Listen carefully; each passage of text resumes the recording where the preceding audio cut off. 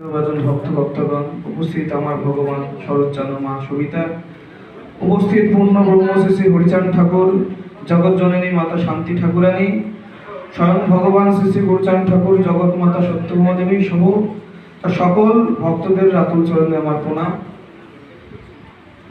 আমাকে এখানে কিছু বলার জন্য আহ্বান করেছে, কিন্তু দেখুন আমি কিছুই জানি না, শুধু আপনাদের আশীর্বাদ নিয়ে কিছু বলার চেষ্টা করছি মাত্র। যে দেখুন, আমাদের এই যুগটা, যে যুগে আমরা আমরা এসেছি, এটা ঠাকুরের করুণা ছাড়া কিন্তু আমরা আসতে পারিনি।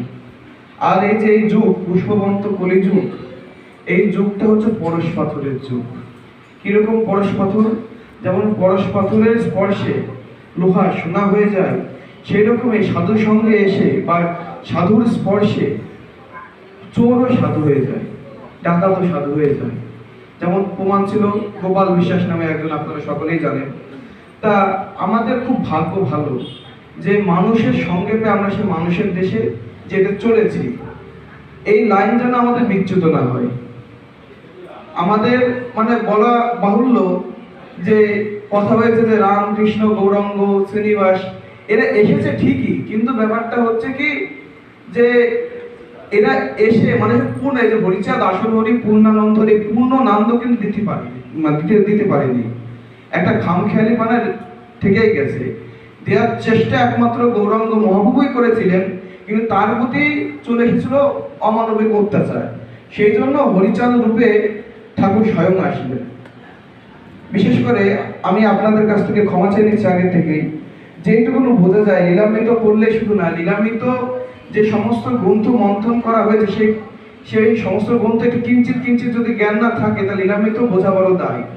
কিন্তু এই বুঝে কোনো কিছু হয় না। লীলামৃত না বুঝেও যদি কেউ ওই গানের লাইনে একটুই যদি শুনেন যে নাম শুনেছি পতিত পাবন সেই ভরসায় নিলাম শরৎ, এই লাইনটা শুনেও যদি কারোর মনে একটা ভক্তি স্পর্ধাতে, এটা অনেক লীলামৃত পাঠ করা বা জ্ঞান অর্জন করা অনেক অনেক অনেক ঊর্ধ্বের এটা। কারণ যারা জ্ঞান শূন্য ভক্তির উপরেই যেতে পেরেছে তারাই একমাত্র সে জ্ঞানাতীত ধ্যানাতীত প্রাণের ঠাকুর ধ্যানের ঠাকুরকে পেয়েছে। সুতরাং এই জ্ঞানের বন্ধনে আবদ্ধ থেকে আজকালকার সত্যি কথা বলতে গেলে কবিদের কথায় আসে, তারা যত রাজ্যের জ্ঞান মানুষের মাথায় ভরাট করে পরে মাথার জ্যাম হয়ে যায়, সে জ্যাম ছাড়াতে পারে না, ওই কবিয়ালের বিরুদ্ধেই পরের দিন পালান মরে মরে নিন্দাবন্ধ হয়। কিন্তু মূল কথা এই যে বাবা যেরকম বলে সহজ সরল কথা, এই সহজ সরল কথা কিন্তু আসলে হয় না। আমরা জানি কি, যদি অবতার তত্ত্বে যাই, কথায় কথায় কথা চলে আসে, বৈকুণ্ঠে রয়েছে এক বিষ্ণু, ক্ষীরদে রয়েছে মহাবিষ্ণু, গোলকে রয়েছে আদি বিষ্ণু। এবার এইটা যদি আমরা জানতে যেমন চৈতন্য চরিতামৃতে এর ব্যাখ্যা কৃষ্ণদাস কবিরাজ ভালোভাবে দিয়েছে। এই জন্য কবি রসরাজ শ্রীমৎ তারকচন্দ্র সরকার পূর্ণ ব্রহ্ম শ্রী হরিচাঁদ ঠাকুরকে বেশিরভাগই গোলকপতি, গোলকনাথ, গোলক বলেছে। এখন আমি এর ধারণা করার মতো আমার তো কোনো ক্ষমতা নেই বা কোনো জ্ঞান বুদ্ধি নেই। এই সাধুর সঙ্গে আপনাদের সাথে ঘুরি, আপনারা যেরকম বুঝান সেরকম বুঝি যে প্রকৃত গোলকথা এই মহাবারণী গ্রন্থে হরিবর সরকার একটু এটা ভালো লিখেছে। তার হরিবর সরকার বলছে যে ব্রহ্মা পালনকর্তা, বিষ্ণু ব্রহ্মা সৃষ্টিকর্তা, বিষ্ণু পালনকর্তা, আর শিব হচ্ছে ধ্বংসকর্তা আর সংহারকর্তা, আর গোলকপতি কৃষ্ণ হচ্ছে জগদীশ্বর। এখন এই গোলকপতিটাকে এইটাই আমার একটু এটা লেগেছে। আমরা চৈতন্য চরিতামৃত পড়লাম, কারণ বেশিরভাগ লীলামৃত বেসিক লেখাই হয়েছে চৈতন্য চরিতামৃত থেকে অনেকটা অংশ নিয়ে। তাই চৈতন্য চরিতামৃত থেকে যে পড়লাম, তাই সেখানে বলেছে কেহ কহে কৃষ্ণ ক্ষীরোৎসাহী অবতার, অসম্ভব নহে সত্য বচনে সবার। কিন্তু ক্ষীরোৎসাহী কৃষ্ণ হতে গোলকপতি কৃষ্ণ, সেই হচ্ছে আদি বিষ্ণু, সেই সহিষ্ণু। এর উপর অনেক ব্যাখ্যা দিয়ে আছে। তা যেরকম বুঝে পাই যে এইটা প্রকৃত হচ্ছে ভাবের ঘরে লেখা। গোলক কথার অর্থ কি? আমরা যেমন অঙ্কে গোলক ভাবে একটা চ্যাপ্টার আছে, সেই অর্থে গোলক না, গোলোক। গো হচ্ছে গরু, গরুর লোক। সে কৃষ্ণ, সে গরুর এটা বৃন্দাবনের ক্ষেত্রে বলা হচ্ছে। এবার আমাদের লীলামৃতে লেখা আছে স্বয়ং কৃষ্ণ মাধুর্যের সার, শুদ্ধ মানুষ অবতার, তার প্রাপ্তি তার প্রেমকে সে। আসলে লীলামৃতে লেখা। এবার কৃষ্ণকে স্বয়ং বলেছে, হরিচাঁদ ঠাকুরকে স্বয়ং বলেছে। এই যে ওই কবি একটা যে ভেজাল পেতারা নিরামিত বোধ করে ভেজাল বাঁধাচ্ছে, হ্যাঁ না? নিরামিত তো কৃষ্ণকে স্বয়ং লেখা আছে, রামকেও স্বয়ং লেখা আছে যে যদ্যপি মানুষ রূপে কি বিশ্বমিত্রের এটা লেখা আছে, যদ্যপি রাম অবতার, মানুষ অবতার নাকি যদ্যপি রামচন্দ্র স্বয়ং অবতার, যদ্যপি রামচন্দ্র স্বয়ং অবতার তথাপি রাম তো মানুষ আকারে, এরকম কিছু লেখা আছে। রামকেও স্বয়ং বলছে, লীলামিতে বলছে। এখন লীলামিতে কর্তার মুখে এক মুখে দুই কথায় কি করে হয়? এখানে যদি আমরা বিবেচনা করি, গৌরাঙ্গ মহাপ্রভুকে স্বয়ং বলছে।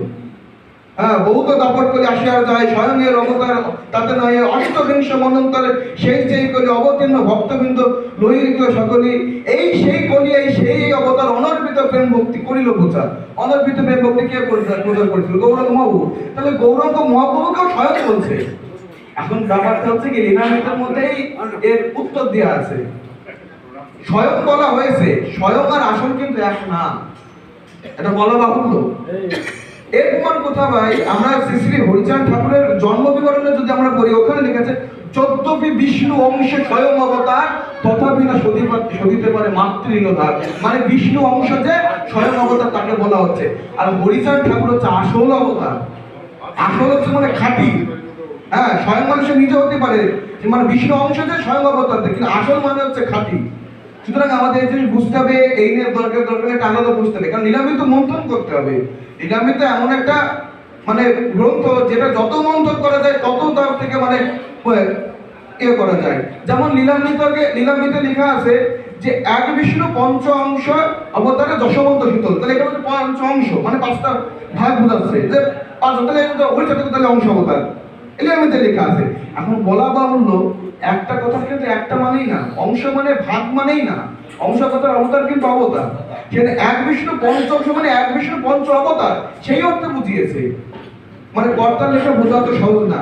সুতরাং বেশি জগা খিচুড়িতে যাব না, আপনাদের কাছে একান্ত অনুরোধ, আপনারা সুষ্ঠুভাবে অধ্যয়ন করুন, লীলামিত করুন, তার সঙ্গে যেসব সহায়ক গ্রন্থ আছে, যেমন মহাভারতী গ্রন্থে হরিবর সরকার বলেছে, পূর্ণ লীলা পূর্ণানন্দ যেই জন করে গোলকেশ কৃষ্ণ বলে তারাই আখ্যায় এই চলাচলে।